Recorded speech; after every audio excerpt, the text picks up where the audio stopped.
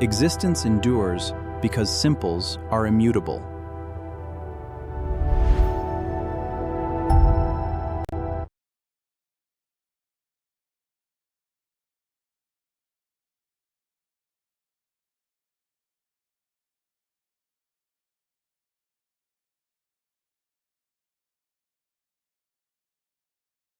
First, here is the question that frames this answer segment. How does the relation of difference constrain interaction among simples? Now follows this segment of the answer, separated here for topic segmentation. Relation of difference itself is what both enables interaction and necessitates that interaction must occur wherever that relation of difference occurs.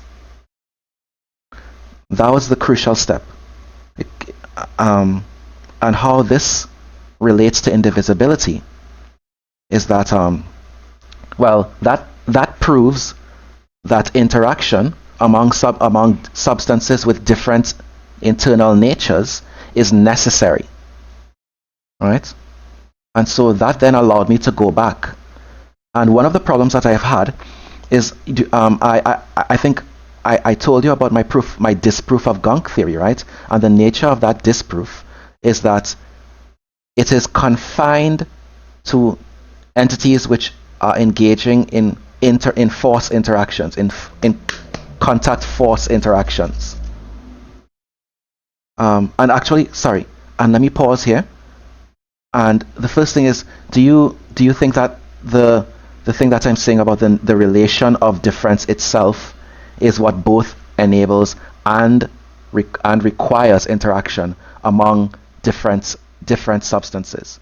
That's kind of, yeah. Well, I was thinking about it while you were talking about it.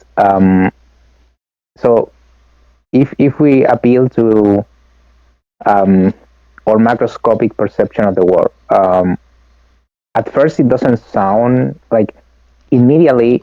Somebody might push and say, well, in the world we observe different objects that they have a relation of difference among them. Like the chair has a relation of difference with the table because they are different, right? Mm-hmm. That's what you mean. It's the same thing you mean with the simples.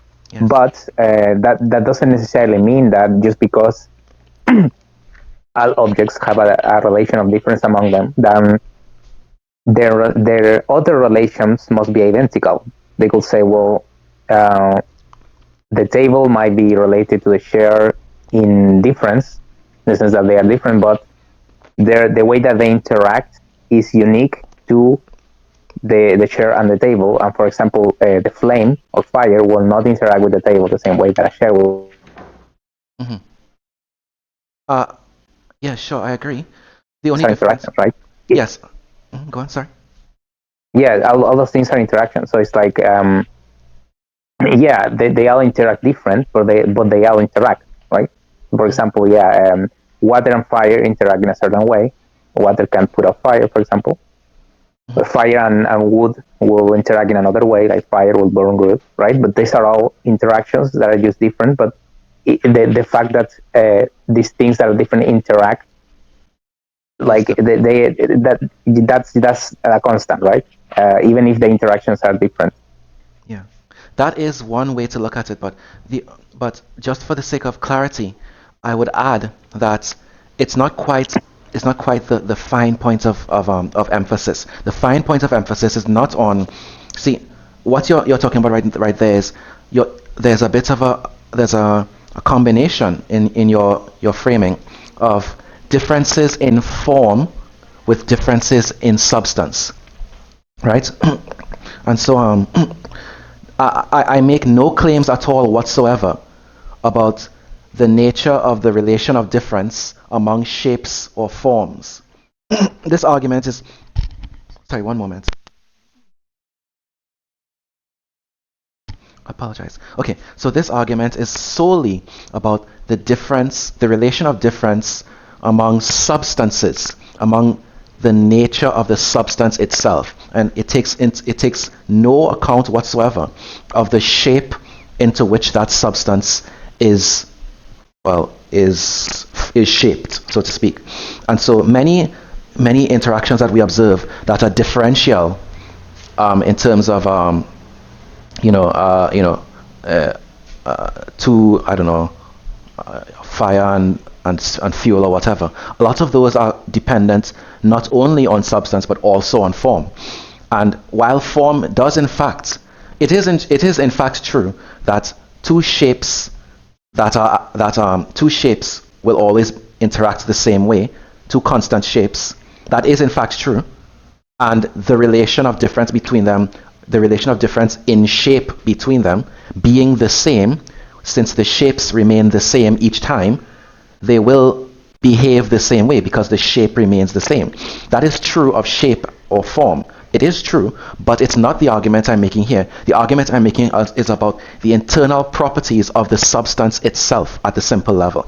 I am saying that at the simple level, it is the it is the difference of the internal homogeneous properties of the substance that both enable interaction and necessitate interaction, because that relation is always one of difference of the same kind.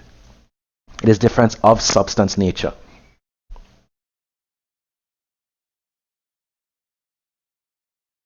Right. And I'm also trying to think about counterexamples. If there could be an example of two different objects that they are different but yet they don't interact at the macroscopic level. But that would be that would likely collapse to an argument about form, right? When we're talking about difference in substance. Yeah. I know, but like I'm using like macroscopic intuitions to sort of like then sort of move to the simple realm, right? Yeah. So for example, what about light and glass? Like light and glass are different in the sense that well, they are, as you said, they are different forms, right? But in an analogy, let's say that let's just focus on the fact that they have a relation of difference.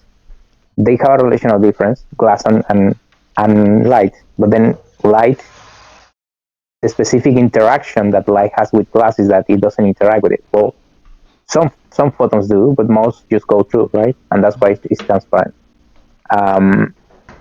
So that's interesting. How, like, yeah, okay, so what if